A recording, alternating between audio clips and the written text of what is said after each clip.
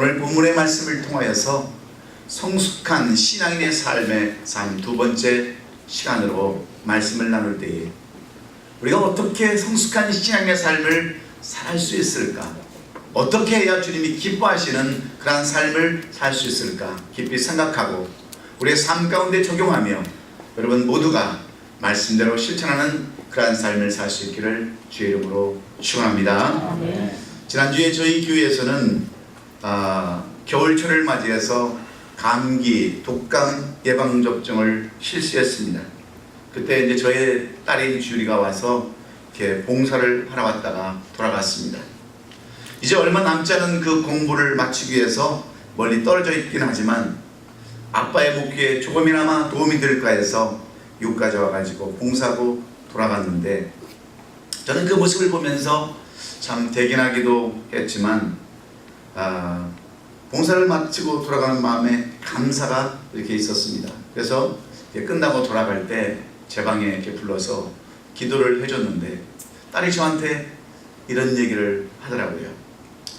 아빠, 그동안 내가 철이 없어서 공부도 미루고 엄마 아빠 속을 썩이고 가슴을 아프게 한 것이 얼마나 후회가 된지 모른다고 그런 얘기를 저한테 했습니다.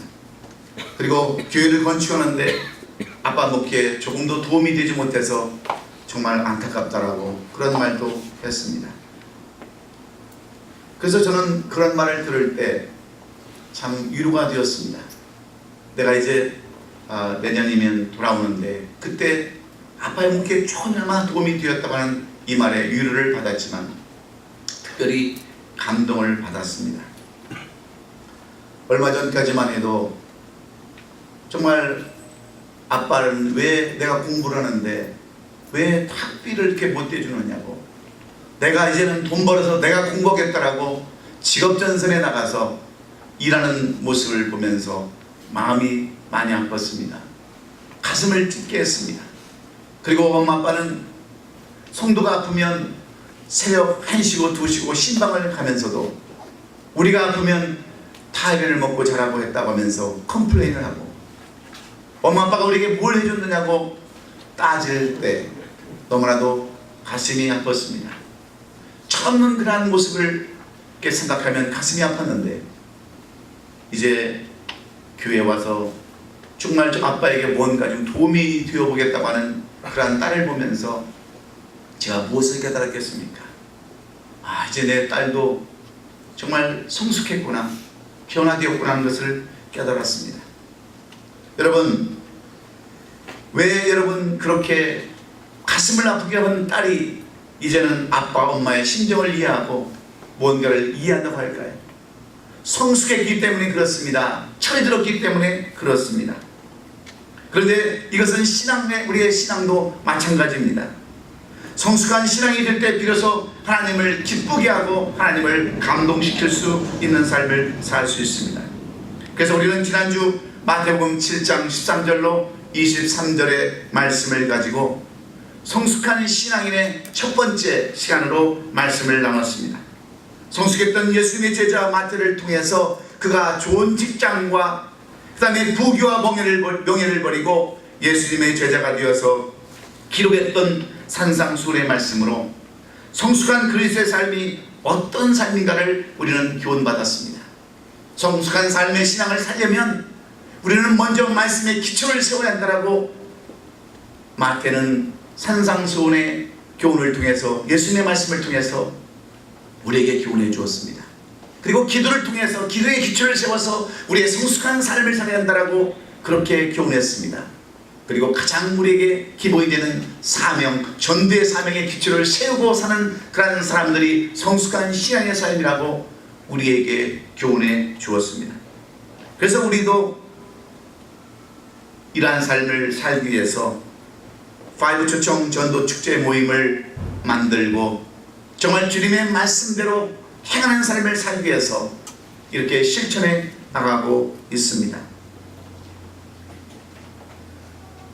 주님께서 우리에게 주신 명령을 지키기 위해서, 그것이 바로 성숙한 신앙의 삶이기에 우리도 그런 삶을 살기 위해서 애쓰는데, 여러분 어떻게 성숙하지 못한 신앙인이 어떻게 전도할 수 있겠습니까? 여러분, 성숙하지 못한 신앙이 어떻게 하나님의 명령에 순종할 수 있겠습니까? 그래서 성경은 우리 그리스도인들을 향하여 하나님의 군사라고 표현하고 있는데, 군인들이 지휘관의 말을 듣지 않는다면 그 군인을 어찌 우리가 정말 올바른 군인이라고 이야기할 수 있을까요? 마찬가지로 우리들은 우리 주님이 대장 되시는 주님의 말씀에 순종하는 하나님 나라의 군사로서 주님의 말씀에 순종하는 삶을 살아야 될 줄로 믿습니다. 저는 신학교를 다닐 때에 이런 말을 참으로 많이 들었습니다. 목사가 되기 전에 사람이 먼저 되라고 하는 말, 그런 말을 정말 귀에 못이 박힐 정도로 많이 들었습니다. 또한 많은 책 속에서 이런 내용의 글을 수없이 읽었습니다. 그런데 그 당시에는 이 말의 의미를 깊이 생각해 보지 못했습니다. 왜냐하면 그것은 당연한 일이라고 생각했기 때문입니다. 그런데 목회를 하면서 그 말이 무슨 말이었는지, 무슨 뜻이었는지 비로소 깨닫게 되었습니다. 왜 그렇습니까? 목사가 설교를 한다는 것은 그만큼 본이 되는 삶을 살면서 성도들에게 전해야 그 말에 그 전하는 메시지에 힘이 있기 때문에 그렇습니다. 오늘 본문에 나오는 사도 바울이 고백하는 것처럼 내가 그리스도를 본받는 자가 된 것 같이 너희는 나를 본받는 자가 되라 하고 자신 있게 말할 수 있는 그러한 목회자가 되어야 하기 때문입니다. 그래서 저도 사도 바울과 같이 이런 고백을 할 수 있는 목회자가 되게 해달라고 기도합니다. 뿐만 아니라 우리 성도들도 성도다운 성도가 되게 해달라고 저는 늘 기도합니다. 왜냐하면 성도들은 목회자들보다 세상 속에서 있는 시간이 더 많기 때문입니다. 사업을 하면서, 직장을 다니면서, 친구들을 만나면서 세상 이해관계 속에서 살아가야 하기 때문입니다. 그러나 주님의 지상 명령인 전도를 시작하기 위해서 성도들은 어떤 모습으로 살아야 되나 생각해보지 않을 수 없습니다.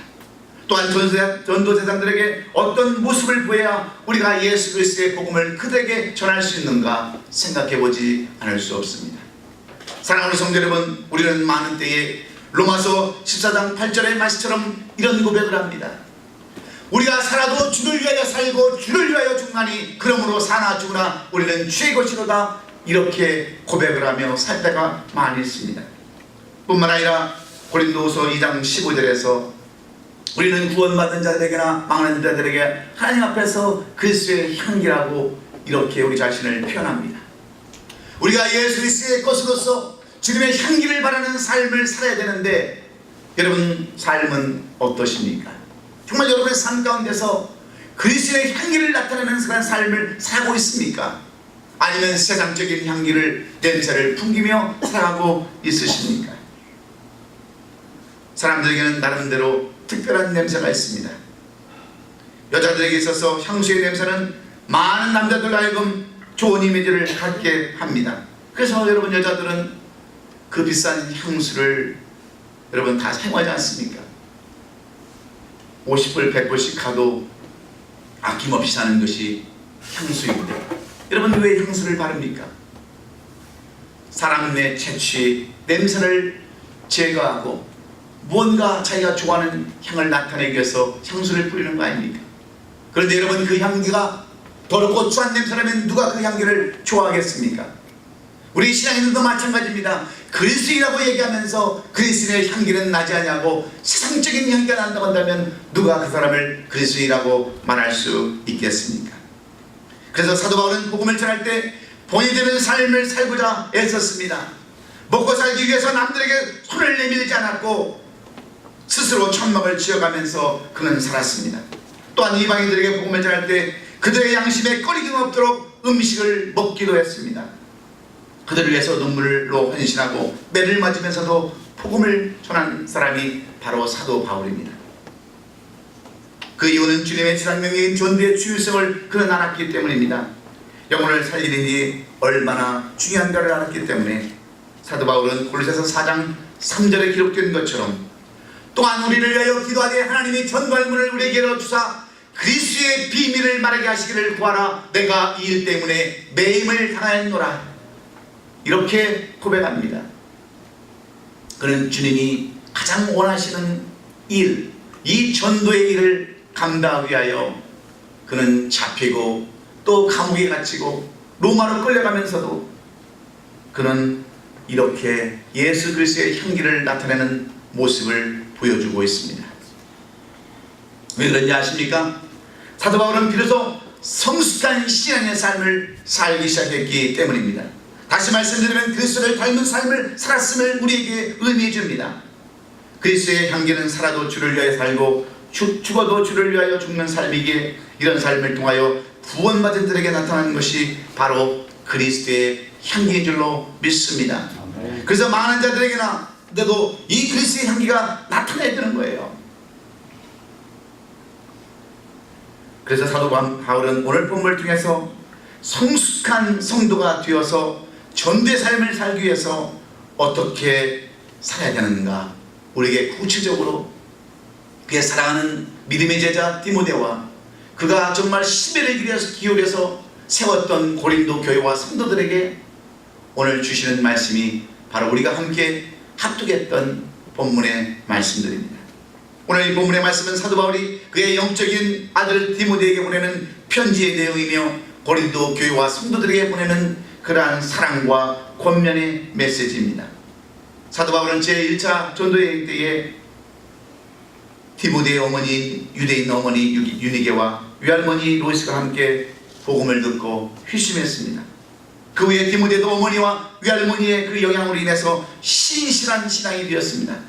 그의 이름 디모데라고 하는 이름처럼 하나님을 찬양하는 자가 되었을 때에 사도 바울은 그의 영적으로 낳은 아들 디모데에게 어떻게 해야 성숙한 신앙으로서 많은 사람에게 본이 되고 많은 사람을 주의 옳은 대로 데려오게 하는 삶을 살 수 있는가, 정말로 아끼고 아꼈던 그의 제자에게 오늘 주시는 귀한 사랑의 메시지입니다.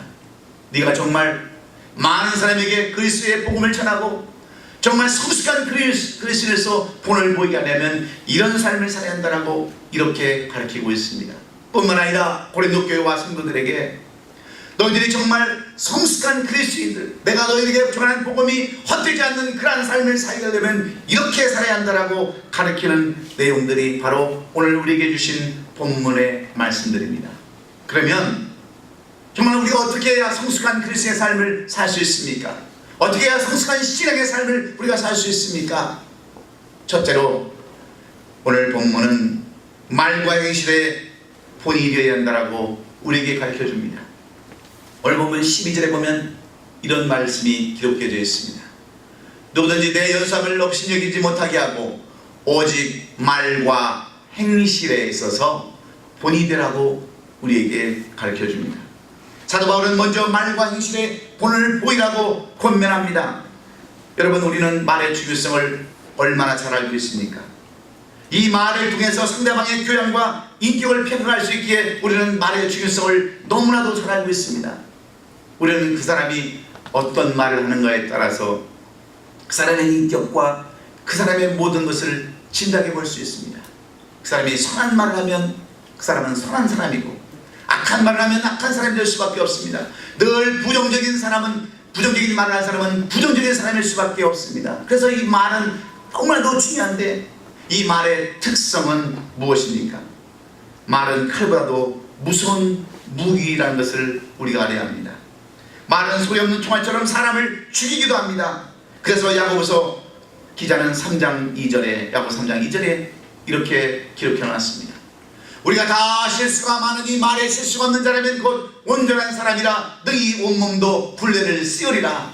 무슨 말씀입니까? 우리가 다른 것도 다 중요하지만 말에 실수가 없고 말이 온전하면 그 사람은 온전한 사람이라고 이렇게 규정해 놓고 있습니다. 그렇습니다. 우리가 말에 실수가 없으면 온전한 사람입니다. 그러므로 우리는 늘 이 말에 신경을 써야 됩니다. 말도 골라서 해야 합니다.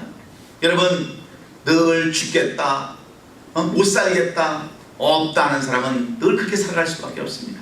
그럼에도 불구하고, 없음에도 불구하고 살겠다고 희망이 있다고 노래하는 사람에게는 반드시 희망이 있는 줄로 믿습니다. 왜냐하면 우리가 뱉는 대로 여러분 되기 때문에 그렇습니다. 우리가 잘 아는 이스라엘 백성들은 하나님께서 그들을 구원하여 가나안 땅으로 인도할 때에 그들은 어려울 때마다 어떻게 했습니까? 숱하게 하나님을 원망했습니다. 불평했습니다. 모세를 향하여, 그의 지도자인 모세를 향하여 돌을 던지게 되었습니다. 그때 하나님께서는 민수기서 14장 28절에 이런 말씀을 하셨습니다. 그들에게 이르기를 여호와의 말씀에 내 삶을 두고 맹세하더라. 너의 말이 내 귀에 들린 대로 너희에게 행하리라. 이렇게 말씀해 주셨어요. 그들이 원망하면 원망하는 대로 하나님은 갚아주셨습니다. 그래서 그들 하여금 불뱀에 물리게도 하고 땅이 갈라져서 수많은 사람들이 죽게 됐습니다. 전염병으로 많은 사람들이 죽기도 했습니다. 왜냐하면 그들은 부정적인 말, 죽겠다는 말, 원망과 불평을 수없이 쏟아놓았기 때문에 그렇습니다. 이 말의 더 깊은 역설적인 의미는 우리가 긍정적인 말을 하면 안 되는 일도 되게 한다고 하는 그런 말씀과도 같은 줄로 믿습니다. 그러면 우리는 말을 조심해야 하는데 우리는 대부분 어떤 말들을 하고 살아가고 있습니까? 생각도 없이 그냥 뱉어버립니다. 아무렇지 않게 생각하고 남에가 상처가 되든지 말든지 상관하지 않고 말을 뱉습니다. 이런 것을 우리는 말을 한다고 하는 표현보다도 뱉는다고 하는 표현이 더 낫습니다. 성도들의 입에서 항상 축복과 감사와 찬양이 있어야 되는데 그 이유는 우리 입에서 나오는 말이 그대로 이루어지기 때문임을 우리가 분명히 깨달아야 합니다. 그리고 마태복음 12장 36절에 내가 너에게 이르노니 사람이 무슨 무익한 말 하는지 심판에 대하여 심을 받는다라고 분명히 약속하고 있기 때문에 그렇습니다. 우리가 주님 앞에 섰을 때에 우리가 뱉은 말, 우리가 한 말, 그 말대로 그대로 우리를 심판하겠다고 하는 이 말씀을 통해서 우리가 무엇을 깨달아야 합니까? 내가 지금까지 한 말, 내가 지금까지 뱉은 말, 이 모든 말들을 인하여 내가 심판받는다고 하는 것을 우리가 깨달을 때 우리는 말을 중요시해야 합니다. 이것이 성숙한 신앙인의 모습입니다. 그리고 우리가 말은 그렇게 한다 할지라도 또 행실에 보이게 된다라고 말하고 있지 않습니까? 행실은 무엇입니까? 마음을 보여주는 그런 행동의 삶이 행실입니다. 그래서 말과 행동이 일치가 되어야 성숙한 신앙의 삶, 훌륭한 성도가 될 수 있습니다. 이 행실의 본에 대해서 야고보서는 이렇게 기록합니다. 야고보서 2장 17절 18절에 이와 같이 행함이 없는 믿음 그 자체가 죽은 것이다 그랬어요. 말은 청산유수인데 행실이 따르지 않는다면 그것은 헛것입니다. 죽은 것입니다. 나는 구원받았다고 말하면서도 구원받은 자답게 진실하고 거룩하고 정결한 삶의 본이 되어야 되는데 그런 행함이 없다고 한다면 여러분 껍질만 그리스도이요 속은 텅텅 빈 그리스도인이 아니고 무엇이겠습니까? 오늘날 많은 사람들이 이것 때문에 문제가 되는 거예요. 교인은 교인인데 직분은 가졌는데 말과 행실이 다르다는 거예요. 많은 국회의원들도 여러분 교인들이 있습니다. 장관도 국회의원이 있습니다. 선생들도 여러분 교인들이 많이 있습니다. 그런데도 불구하고 그들이 말과 행실이 똑같지 않으니까 여러분 교회가 지금 어디로 가고 있습니까? 얼마나 여러분 교회 그러면 부정적인 줄 아십니까? 많은 사람들이 절로 갑니다. 성당으로 다 뺏기러 옮깁니다. 왜 그런 줄 아세요? 우리 그리스도인들이 우리 신앙인들이 성숙한 삶을 살지 못하고 말과 행실이 다르기 때문에 그래요. 그래서 여러분 점점 전대문이 막히는 거 아닙니까? 우리가 이것을 여러분 생각해야 합니다. 저는 교회 봉사를 하면서 가장 힘들 때가 뭐냐면 인스펙션에 나올 때. 근데 그 인스펙션이라는 하러 나오는 사람이 자기도 교인이 됩니다. 그러면서 겉으로는 막 웃고 그러는데 인스펙션을 할 때마다 그 도면을 보면서 꼼꼼하게 본 거예요. 그러면서 이걸 지적하고 저걸 지적하고 속은 다 죽겠는데 빨리빨리 인스펙션이 끝나야 공사가 끝나는데 자기는 교인이라고 하면서도 대충 안 하더라고요. 속으로 원망이 됩니다. 그냥 넘어갈 거 넘어가고 해줄 거 해주지 왜 안 해주냐. 근데 돌아가 보면 오히려 감사가 됩니다. 그분이 뭐가 아쉬워서 여러분 대충 하겠어요. 교인이라고 하면서 하나하나 잘못된 것 수정하고 하나하나 잘못된 것 정말 올바르게 정확하게 해서 우리의 안전을 지켜주려고 하는 거 아니겠습니까? 그래서 저는 마음을 내려놓습니다. 우리가 잘못해서 잘못된 것은 고쳐야지, 그리고 정말 안전을 생각해야지 하는 마음으로 참고 인내하고 있습니다. 왜냐하면 그것이 바로 온전하고 온전한 방법이기 때문에 그렇습니다. 사랑하는 성도 여러분, 우리는 때때로 빠른 길로 가려고 얼마나 많은 편법을 씁니까? 세금 안 내려고 온갖 다 방법을 쓰지 않습니까? 결국은 다 빼앗기는 삶. 이런 것은 여러분 말과 행실에서 여러분 분이 되지 못하는 것과 똑같습니다. 우리 그리스도인들은 뭔가 진실함이 좀 있어야 돼요. 뭔가 좀 올바른 것이 있어야 여러분 다른 사람들이 우리의 성숙한 신앙의 모습을 보고 예수를 여러분 믿지 않겠습니까? 나도 저런 사람들 좀 본받고 그리스도인이 되겠다라고 여러분 따라오지 않겠습니까? 많은 그리스도 하면서 행하는 삶이 다른 삶이라면 누가 우리를 따라오고 누가 예수 그리스도를 여러분 믿겠습니까? 여러분, 우리는 말과 행실의 본을 보여서 좀 더 성숙한 신앙의 모습을 보여서 믿지 않는 자들로 하여금 많은 영혼들이 이 교회의 발걸음을 옮길 수 있도록 여러분 말과 행실에 정말 똑같은 삶을 사시는 우리 얼바인 아름답게 성도들 되시기를 주님의 이름으로 축원합니다. 두 번째로 어떤 사람이 성숙한 신앙의 삶인가? 믿음과 사랑의 본이 필요해야 된다고 말씀합니다. 12절에 보면 누구든지 내 연삼을 업신여기지 말고 못하게 하고 오직 말과 행실과 사랑과 믿음의 본을 보이라 이렇게 말씀합니다. 우리들은 흔히 믿음하면 히브리서 11장을 늘 생각합니다. 히브리서 11장 1절에 믿음은 바라는 것들의 실상이요 보지 못하는 것들의 증거라고 했기 때문입니다. 맞습니다. 우리가 바라는 것들이 있다면 그것이 이루어지기 위해서 우리는 분명히 믿음을 가져야 합니다. 믿음은 꿈속에 나오는 화상이 아니라 실제로 이루어지게 하는 능력이 있기 때문입니다. 그래서 믿음은 우리에게 너무나도 중요합니다. 성도들의 삶에서 믿음이 없다면 그 사람의 신앙은 헛된 신앙입니다. 그럼에도 우리는 믿음이란 말의 의미를 지금 내게 없어도 이루어질 것이라고 하는 소망을 가지는 것으로 이 믿음을 생각할 때가 많이 있습니다. 왜냐하면 히브리서 11장 1절에 믿음은 바라는 것들의 실상이라고 그런 말만 생각하기 때문입니다. 그런데 11장 6절에서 하시는 말씀은 무슨 말씀입니까?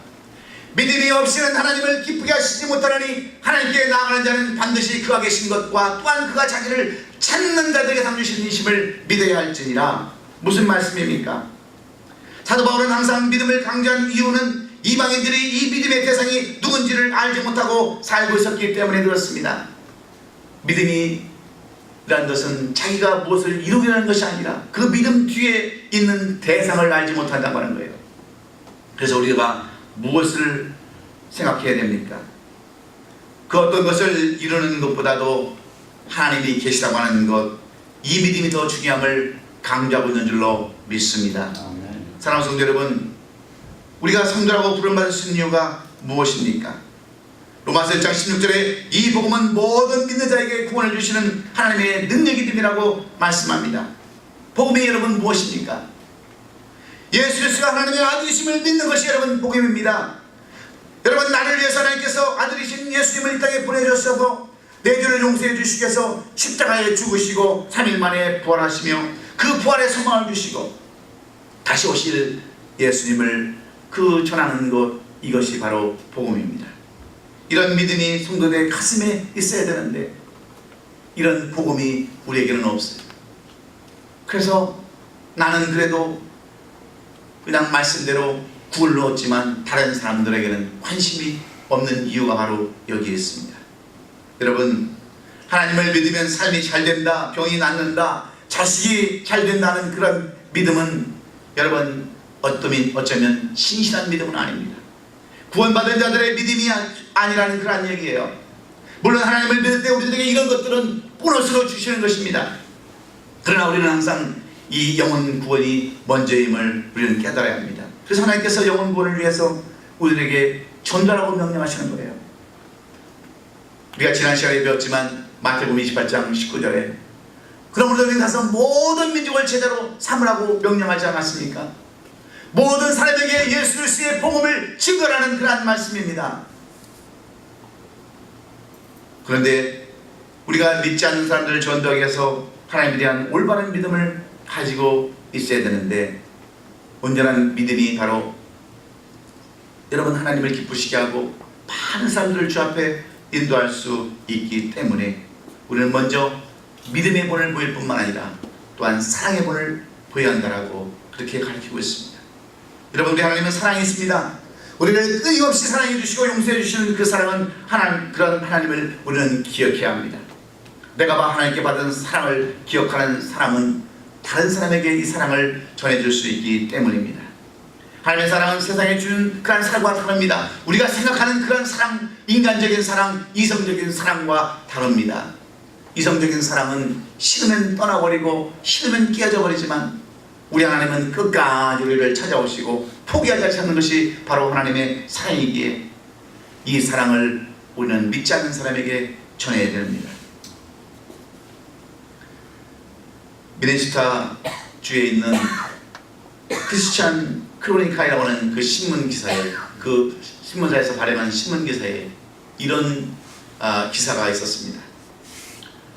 월남전 당시에 킴폭이라고 하는 그러한 여인이 있었는데, 월남전쟁 당시에 사람의 살을 태우는 무서운 네이팜이라고 하는 폭탄이 떨어진 마을에서 필사적으로 도망쳐 나온 그러한 생존한 여인이 바로 킴폭이라는 여인입니다.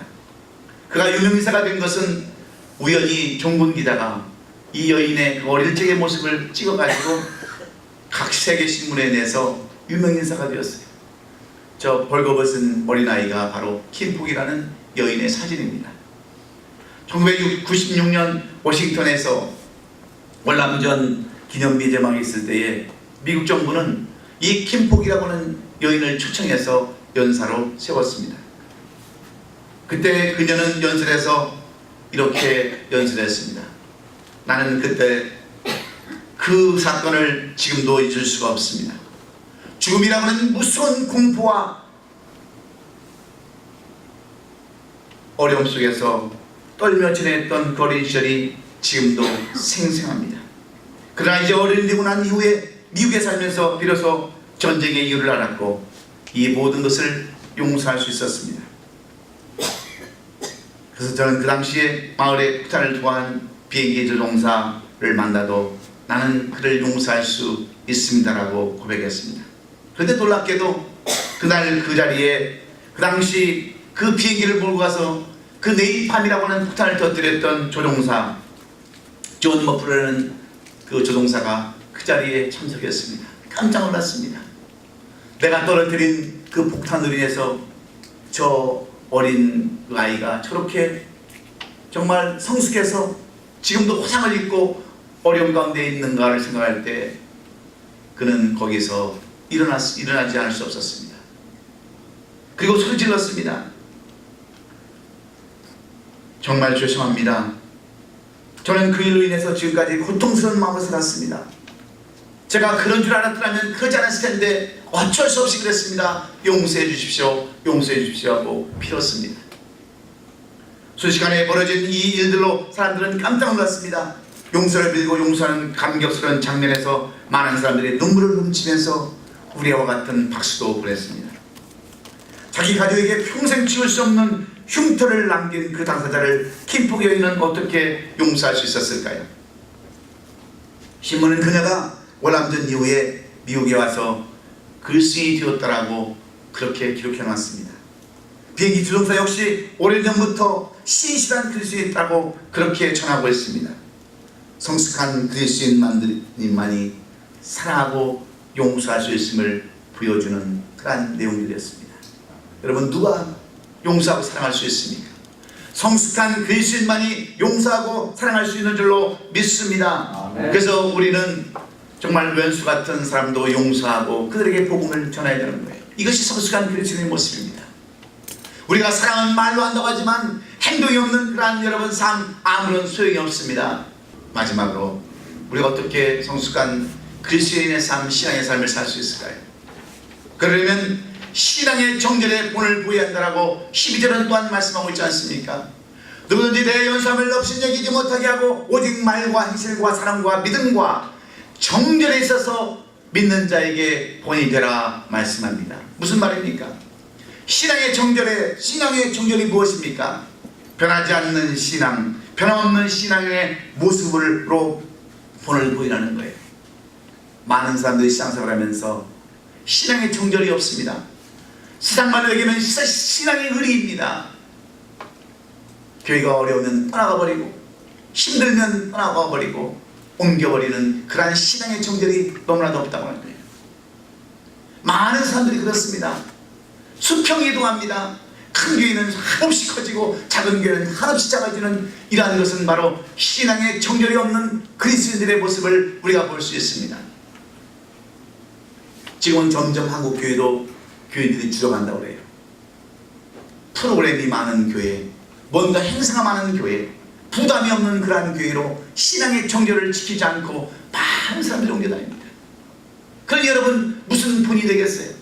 무슨 여러분 믿지 않는 사람들이 그 사람들을 보고 여러분 본을 삼겠습니까? 세상 깡패도 여러분 의리가 있습니다. 고등학교 우리 후배 동문 중에 김보성이라는 연예인이 있어요. 맨날 시커먼 안경 쓰고 나와가지고 깡패처럼 하던 그 친구가 요즘 한참 뜬다고 그래요. 왜 그래요? 이 어리를 너무 많이 찾다 보니까 의리가 메말라버린 이 시대에 그런 사람들이 뜨고 있어요. 여러분 세상 사람들도 그런데 교회 다니는 사람들이 그렇게 의리 없어가지고 무슨 여러분 본이 되겠습니까? 무슨 성숙한 삶을 사겠어요?